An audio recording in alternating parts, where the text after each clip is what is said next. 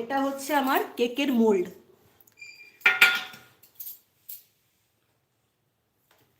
তো সবার আগে এতে দেবো আমি একটু তেল, রিফাইন তেল। ও আচ্ছা, এটার মধ্যে আমি এই বাটিটারই এতটা মতন, দেখো তুমি যদি কাপ মেপে নাও তো ছোট 1 কাপ মতন রিফাইন তেল দিতে হবে। তো ব্যাস এটা এরকম করে চারিদিকে তেলটা লাগিয়ে দিলাম। তারপরে আটাটা এখানে দিয়ে ডাস্টিং করে নেব।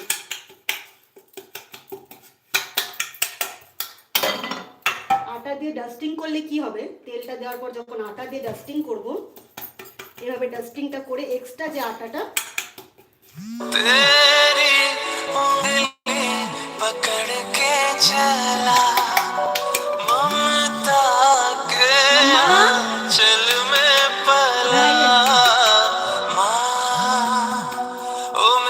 नाश्ता तो मेरा फोन से फोन कीजिए, जाइए।